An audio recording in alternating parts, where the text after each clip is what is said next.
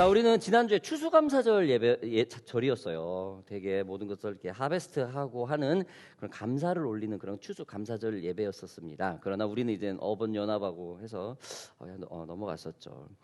하나님이 천지 창조를 하시고 사람을 지으시고 그리고 땀 흘려서 일해야 해서 그 모든 수확을 거두고 그를 주님께 감사 예배로 드리는 그런 추수감사절이었습니다. 우리는 하나님의 생명을 받아 선택받은 자녀들로서 하나님을 닮아 우리의 삶이 하나님을 나타내는 삶을 살아가는 사람들이죠. 그렇죠? 우리가 자꾸 하나님 뜻대로 성경대로 이 고민을 하는 이유가 하나님의 형상을 닮아가려고 하는 우리 스스로의 노력이에요. 그냥 처음부터 그냥 이걸 하나님 닮아 이게 아니고 오늘 하루 말씀대로 이번 주 말씀대로 한 달 동안 말씀대로 지켰네 못 지켰네 이렇게 조금 갈등하고 고민하는 자체가 하나님을 닮으려고 하는 이게 딱 기질이 딱 잡혀 있어요. 그게 바로 선택받은 사람들의 특권이죠. 전 세계의 나라들은 저마다 각자 다르고 또는 서로 조금은 비슷한 권세를 각자 나라마다 정해서 운영을 하면서 살아가고 있죠. 이처럼 각자 조금은 다른 나라의 그 권세, 조금은 다른 그 권세 속에서 선택받은 크리스찬들은 하나님의 권세, 동일한 권세를 지키면서 삶을 살아가고 있습니다. 그래서 우리는 때로는 질문을 하죠. 그리스도의 죽음과 그 부활 그 위에 있는 권세와 우리와 무슨 상관인가? 그리스도의 죽음과 우리의 권세가 무슨 상관인가라는 질문을 하죠. 그렇죠? 2000년 전에 우리를 위해 십자가 달린 사람과 지금 현재 내가 이 나라의 도덕 규례를 법을 지키고 이거하고 도대체 뭔 상관이 있나라는 좀 혼란을 겪을 때거나 질문을 겪을 때가 종종 있습니다. 그래서 우리는 때론 질문을 하죠. 늘 이 땅에 세워진 권세 위에 그 권세와 지금 우리와의 그 관계, 이 관계에 대해서 늘 궁금증이 있을 것입니다. 자, 오늘 제목이 이 권세를 대표하는 이 교회의 권세, 국가의 권세. 조금 한번 바울이 이거를 클리어하게 제시를 해줍니다.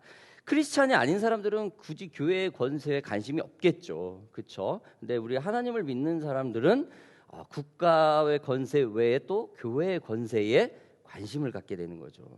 자, 우리 크리스찬이 조금은 혼돈될 수 있는 국가와 교회의 권세, 교회와 국가의 권세가 무엇이 다르다고 그리고 어떻게 잘 서로 따라야 하는지 오늘 본문을 통해서 조금 알아보는 시간을 좀 갖겠습니다. 자, 우리 좀 잠깐 기도합시다. 기도하겠습니다. 아버지 하나님, 우리가 말씀을 열고 나아갈 때 그렇습니다. 늘 혼동되었던 거 영적인 부분과 육적인 부분, 교회와 국가, 국가와 교회, 육신과 영적인 부분, 영적인 부분과 육신 그 모두가 오늘 좀 하나님 안에서 클리어하게 좀 정립될 수 있는 크리스찬들 오션파크 교회의 성도들이 되게 하여 주시옵소서. 마음의 문과 우리의 영의 모든 것들을 열어주시사 하나님의 그 세미한 음성을 듣는 귀한 시간 되게 하소서. 예수님의 이름으로 기도하였습니다. 아멘.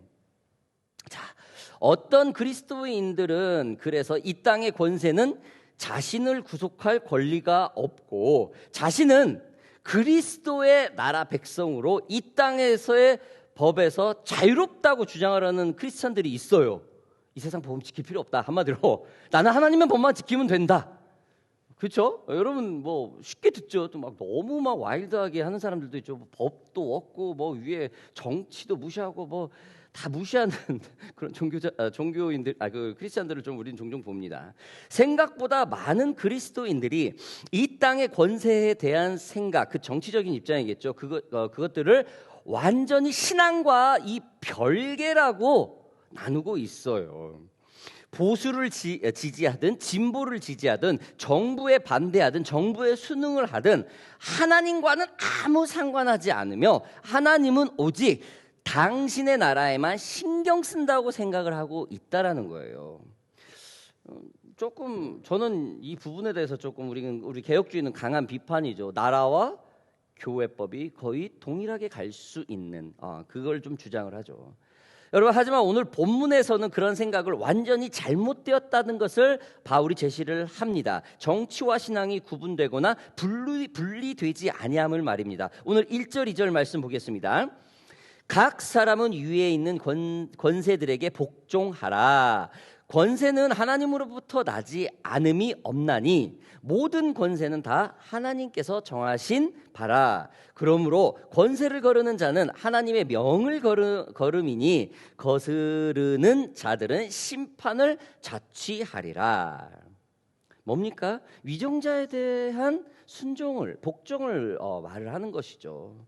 바울은 우리 크리스찬이 조금 혼돈될 수 있는 세상의 권세와 하나님의 권세에 대해서 분명하게 정리를 해줍니다.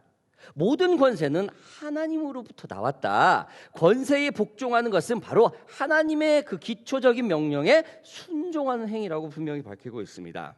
세상의 권세에 거스르는 것은 하나님의 명령을 거스르는 것이므로 심판을 받게 될 것입니다. 어떠한 대가를 치르게 된다는 것이죠.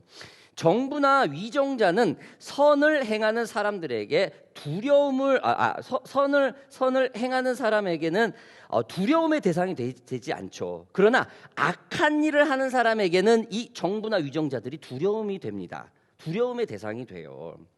내가 알고 있는 기준이 아닌 현재 내 위에 세워진 사람들과 그들이 만든 제도를 따라야 한다는 말을 하고 있는 것입니다.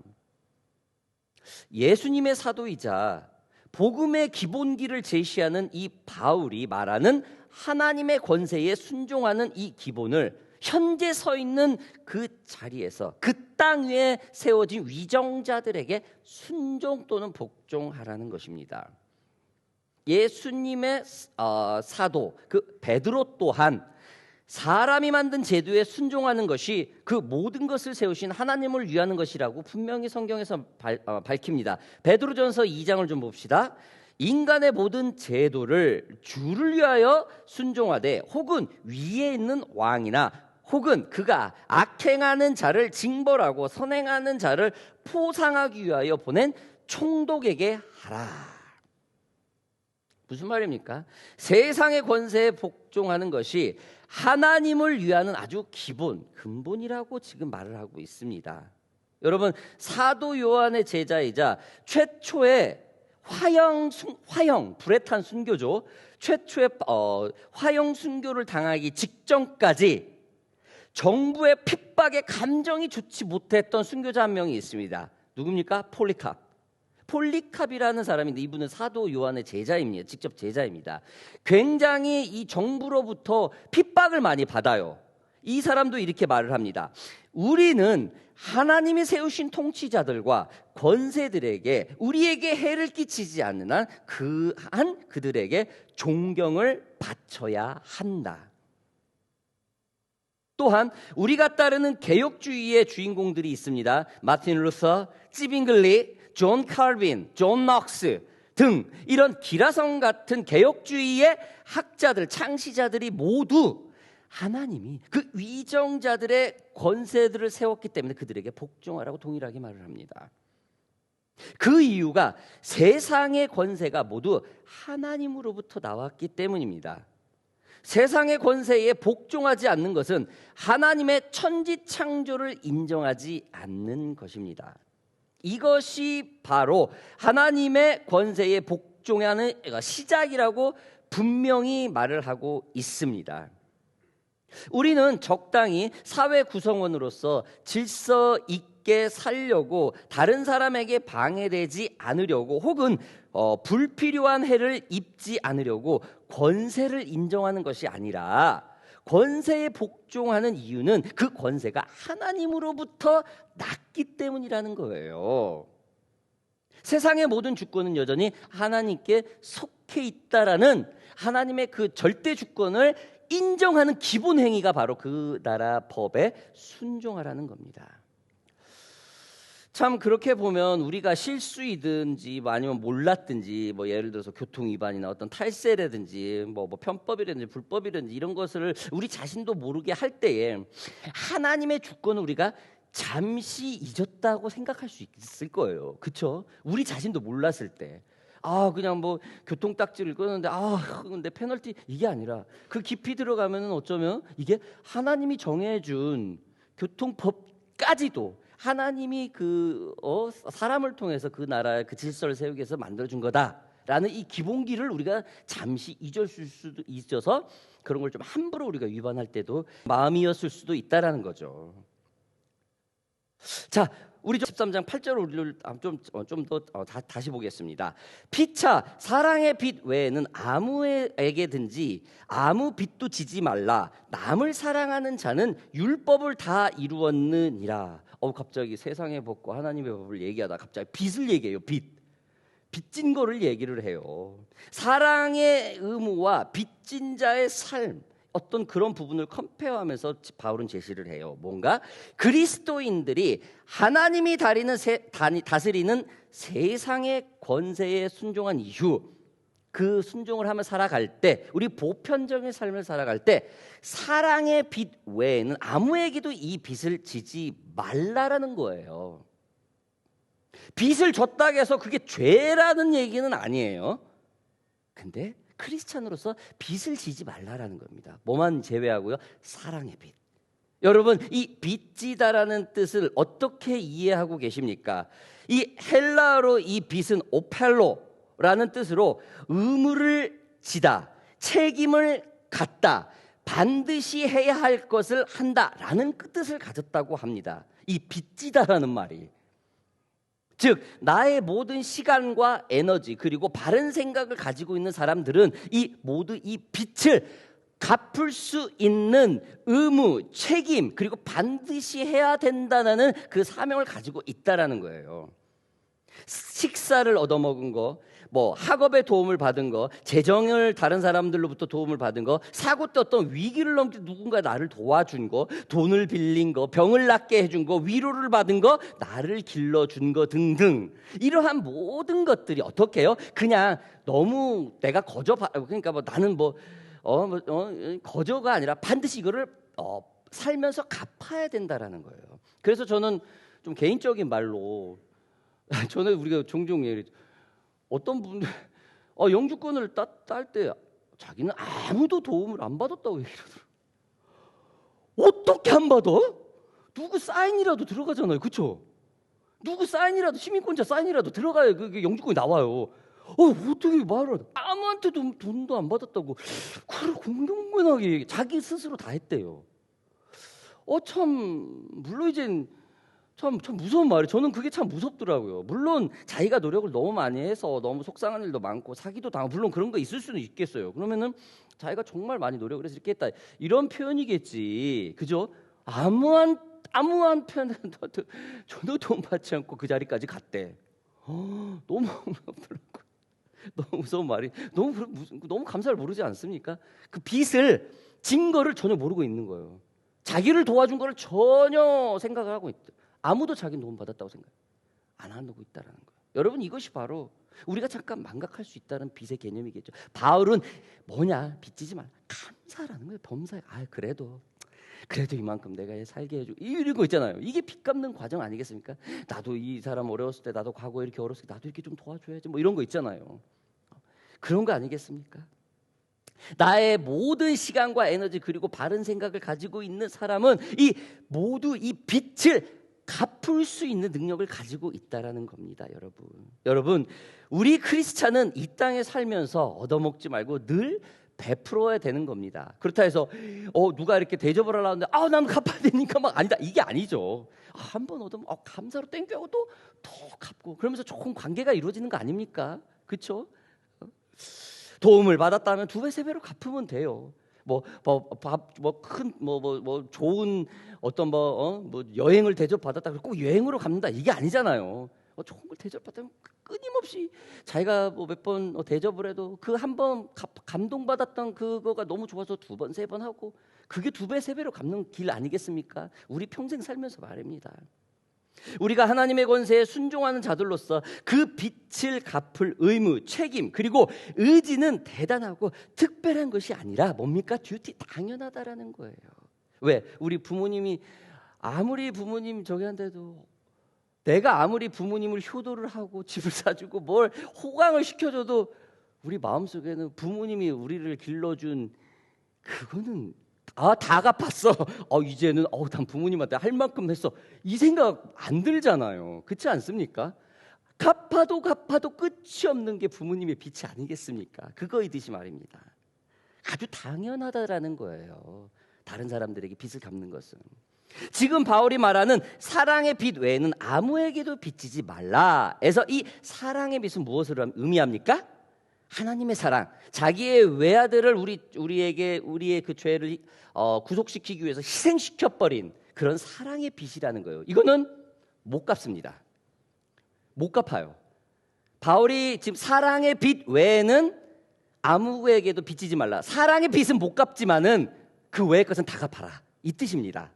사랑의 빚, 예수 그리스도가 희생한, 하나님이 자기 외아들을 버려버린, 우리 때문에 버려버린 그런 사랑의 빚이죠. 하나님은 바울은 이 사랑의 빚 외에는 아무에게도 빚을 지지 말라고 권면하면서 사랑을 이웃에게 실천하는 것은 율법, 모세가 정한 불가능한 이 법이 성취된다고까지 표현을 해요. 600개가 넘는 토라의 율법을 지킬 수 없죠. 그런데 이 사랑으로 갚는 것이, 빚을 갚는 과정, 이것이 율법을 완성하는 과정과 같다고 얘기를 해요. 얼마나 우리가 주위 분들한테 감사를 하고 살아야 된다는 겁니까? 하나님이 여전히 다스린다는 증거를 그 나라의 권세에 복종하는 것이라면, 그 권세에 복종하는 행위는 우리가 남을 어떻게 해요? 사랑하는 거다. 우리가 사랑 외에는 빚지지 않고 끊임없이 갚아야 되는 그런 마음을 가지고 주위 사람들을 섬겨야 된다는 것이죠. 이것이 그리스도인이 교회가 국가에 대해서 할 일이라는 것입니다. 여러분, 요즘 한국에는 탄핵 대통령의 그 사건으로 참 굉장히 많은 여론이 있죠. 여러 여파의 법적인 문제를 헌재하면서 우리가 알던 법이 뭐 절대적이 아니라는 사실을 좀 알죠, 그죠? 그렇게 재판에 안 나가도 되는구나. 그냥 우리가 몰랐던 그런 걸 알게 되죠. 뉴스를 저렇게 해도 되는구나. 죄인이 막 불러가지고 막 따지고 막 이렇게 해도 되는구나. 만일철화에 그게. 그러면 그동안 아무 소리도 못하고 그냥 순종했던 사람들은 바보였구나 이렇게 밝혀지는, 참 모든 게 막 무너지는 막 그런 상황을 보지 않습니까? 법은 감옥에 간 사람이 재판을 안 나오게 해도 거부해도 이것 또한 뭐 괜찮다. 참 어처구니 없죠. 참 이런 대한민국 헌법의 그 기본은 모두 국민에 의해서 나온다고, 국민을 보호하기 위해서, 사생활 보호하기 위해서라는 그 개념으로 볼 수도 있습니다. 여러분, 대한민국 헌법의 기본은 모든 국민이 법률에 의해서 보호되고 사생활 보호와 재산, 주거 등을 함부로 침해할 수 없고 법의 보호를 받는다라는 게 헌법의 기본 내용이라고 합니다. 그들의 안전과 생활을 나라의 법이 보호한다라는 것이죠. 단 그들이 법을 수호하고 지킬 때만, 그 국민이 그 나라의 법을 지킬 때만 그 나라는 그 사람을 보호해요. 간첩행위를 하거나 도둑질을 하거나 그럼 그 사람 보호하지 않죠. 절대 보호하지 않습니다. 감옥에 관급 대가를 치릅니다. 여러분, 그러나 헌법 어디에도 이웃을 사랑해야 되는 법이 있고, 이웃을 위해야 한다는 법이 있고, 이웃을 격려를 해야 된다고 하는 법이 있고, 사이좋게 지내야 한다는 법은 없습니다. 이웃을 사랑하지 못하고, 위해하지 못하고, 격려하지 못하고, 사이좋게 지내지 못한다고 감옥에 들어가느라는 법은 없어요. 즉 사랑이라는 것은 제도로 되는 것이 아니라 사람의 양심으로만 가능하다라는 것입니다. 사랑은 국가의 제도 문제 아닌, 즉 사람의 양심, 선택의 문제라는 것이죠. 그래서 교회는 그 국가의 권세가 없는 이 사랑을 해야 되는 그 제도로 할 수 없는 이 사각지대를 이 교회가 메꿀 수 있습니다. 사랑을 실천을 하고 이웃에게 도움을 주고 나누고 격려하는 등을 하는 그런 교회 말입니다. 여러분, 우리는 하고 있죠. 우리 나름대로 티내는 게 아니라 1년에 몇 번 아울릿지를 명목으로 해서 주위 분들, 좀 믿지 않는 분들, 좀 친분이 있었던 분들 좀 초대해서 같이 우리 식사도 하고 좀 파티도 하고 가끔 그렇게 하죠. 더 넉넉하고 우리가 저기 하면 더 많은 활동을 할 텐데, 1년에 몇 번이지만 그래도 우리는 뭐 나름대로 최선을 우리 교회 형편에 맞게 저는 하고 있다고 생각을 합니다. 자, 아무튼 여러분, 당시 바울이 로마서를 쓸 때 상황이 어땠어요? 로마는 이스라엘을 다스리고 있을 때였고 엄청난 로마 정부가 기독교에 핍박이 있을 때예요. 그 핍박을 받던 이 유대 지도자, 크리스찬의 지도자들 모두가 핍박받은, 말도 안 되는 우리 유대인들, 크리스찬인들 핍박은 그들에게 복종하라고 얘기를 해요. 뭐, 광화문 집회에서 빨간 넥타이 보고 어떤 목사님처럼 막 반박을 들어라 막 이게 아니고 자기를 핍박했던 사람, 그 나라의 정부인이 왜 순종하라고 그래요? 왜? 하나님이 그 권세까지 만드셨기 때문이라고요. 당시 바울이 로마서를 쓸 때는 로마가 이스라엘을 다스리고 있을 때입니다. 엄청난 기독교 핍박이 있을 때입니다. 예수를 믿는다는 이유로 감옥에 갑니다. 매를 받습니다. 사자밥이 됩니다. 십자가에 달려 화형이 됩니다. 이 로마서를 쓴 바울도 로마법, 자기를 다스리고 있는 이 로마법에 순종해야 된다고 지금 강조하고 있는 로마법에 의해 어떻게 됩니까? 목이 잘려 죽습니다. 그럼에도 불구하고 바울은 국가 권세에 복종하라고 해요. 참 나를 아프게 하고 핍박하는 사람들에게 사랑을 실천하는 것이죠. 왜? 하나님이 그걸 원하고 있기 때문에. 여러분, 사랑의 빛이라는 것이 이와 비슷하지 않을까요? 예수님이 우리를 위해 십자가에 못 박혔을 때 사람들은 그 구세주에게 어떻게 했습니까? 채찍질을 하고 침을 뱉고 핍박을 했습니다. 그럼에도 불구하고 주님은 그들을 용서해달라고 하나님께 끝까지 기도를 해요. 여러분, 우리는 이러한 사랑에 빚진 자들입니다. 갚을 수 없습니다. 우리 능력 밖의 얘기입니다. 이 사랑의 빚은 나를 어렵게 하는 사람을 사랑하는 것이 주님의 사랑의 빛을 온전하라는 것입니다. 저는 아주 이번 주 저번 주 이걸 톡톡히 경험했습니다. 아주 우리 오션파크 교회를 조금 핍박하는 분위기가 있어가지고 그 사람을 미워하지 않으려고 내 손으로 저 간판을 띄고 핍박하지 않으려고 이 말씀은 이거는 주지 어떻게 내 속에서 너무 속이 상하는데 이제 나와 지금 이 말씀을 준비해서 묵상하면서 핍박하지 말라니까 어떻게 정말 노력 많이 했어요. 아무튼 지켜야 되고 몸부림쳐야 되는 게 왜? 우리 하나님 법을 지키려고 말씀을 분명히 말을 하고 있으니까는요. 자, 오늘 마지막 말씀 보겠습니다. 또한 너희가 이 시기를 알거니와 자다가 깰 때가 벌써 되었으니 이는 이제 우리의 구원이 처음 믿을 때보다 가까웠습니다. 밤이 깊고 낮이 가까웠으니 그러므로 우리가 어둠의 일을 벗고 빛의 갑옷을 입자.